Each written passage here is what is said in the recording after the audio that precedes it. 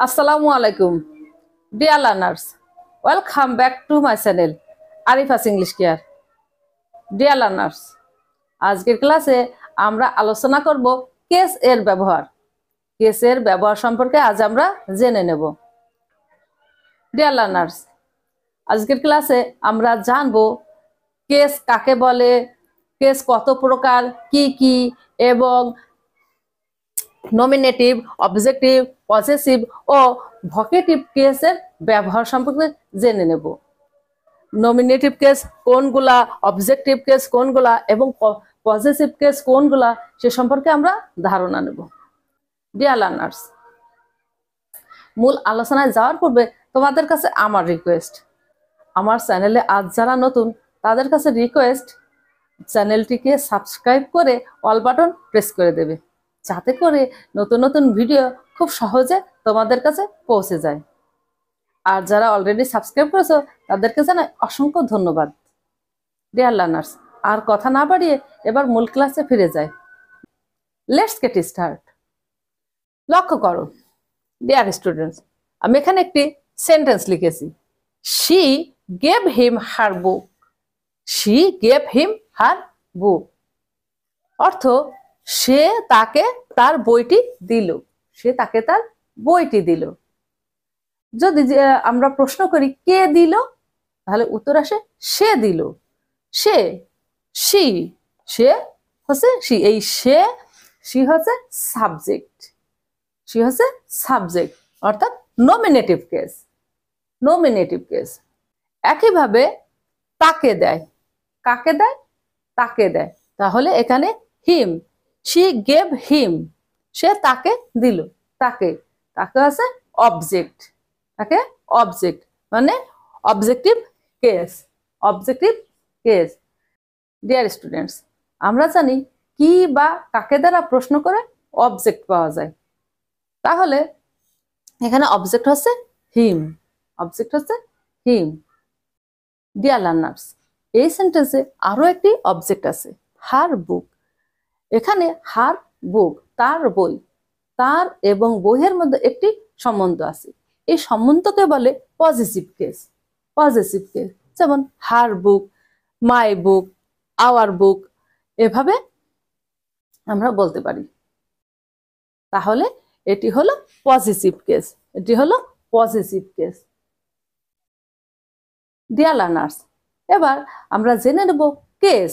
Case কাকে বলে, case কত প্রকার ও কি কি। তাহলে প্রথমে আসি কেস। কেস কাকে বলে? লক্ষ্য করো, সেন্টেন্সে নাউন বা প্রোনাউনের সঙ্গে অন্য ওয়ার্ডের যে সম্পর্ক তাকে কেস বলে। তাকে কেস বলে। ডিয়ার লার্নার্স, এবার আমরা জেনে নেব কেস কত প্রকার ও কি কি। কেসের প্রকারভেদ সম্পর্কে এবার আমরা জানবো।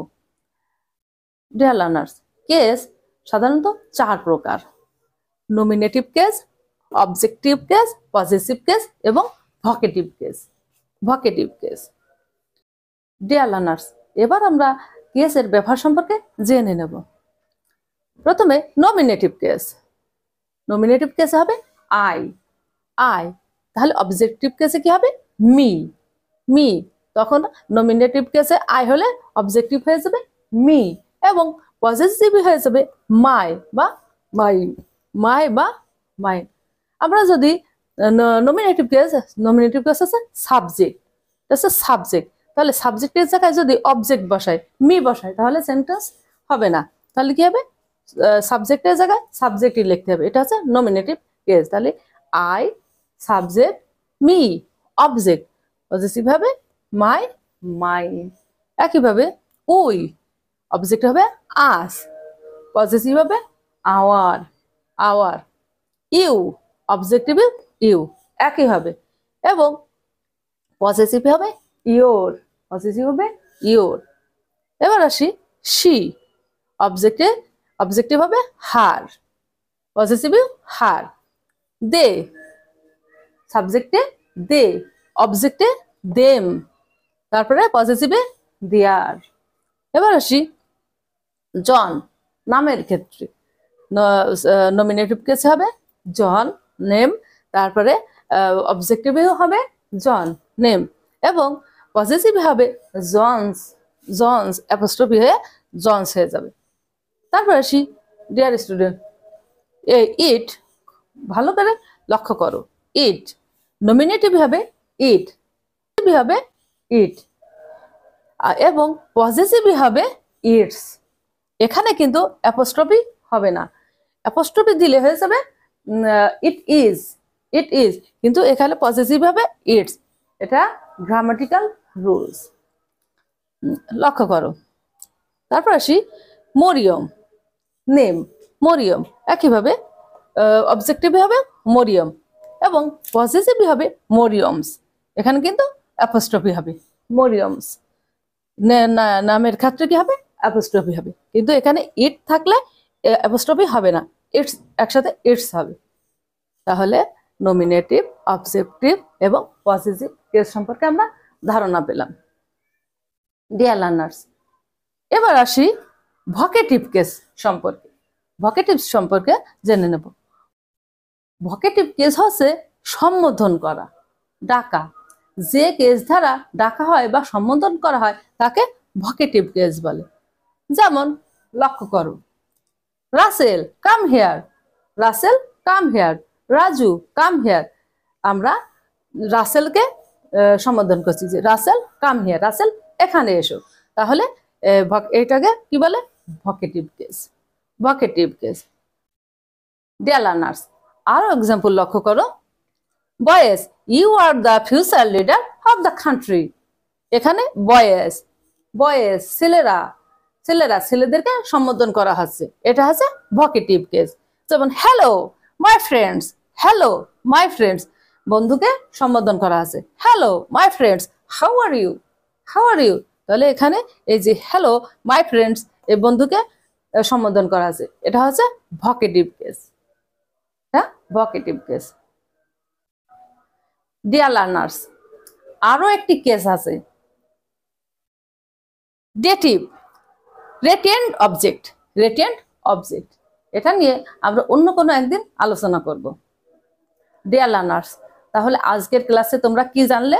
আজকের ক্লাসে আমরা জানতে পারলাম, শিখতে পারলাম কেসের ব্যবহার, কেসের ব্যবহার, নমিনেটিভ কেস কোনগুলা, অবজেক্টিভ কেস কোনগুলা এবং পজিটিভ কেস কোনগুলা ও ভকেটিভ কেস এর ব্যবহার সম্পর্কে আজ আমরা জানতে পারলাম।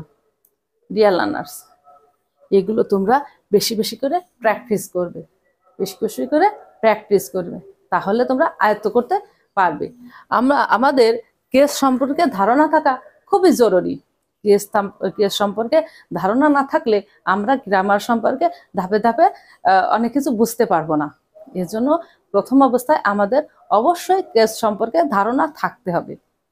ডিয়ার লার্নার্স, আজ এখানে শেষ করছি। আশা করি ক্লাসটি তোমাদের কাছে ভালো লেগেছে। ক্লাসটি ভালো লেগে থাকলে অবশ্যই চ্যানেলটিকে সাবস্ক্রাইব করে পাশে থাকবে এবং বেল আইকনটি প্রেস করে দেবে। ডিয়ার লার্নার্স, আজ এখানে শেষ করছি। আবারও দেখা হবে নতুন কোনো টপিকস নিয়ে। সে পর্যন্ত ভালো থেকো, সুস্থ থেকো। আল্লাহ হাফেজ।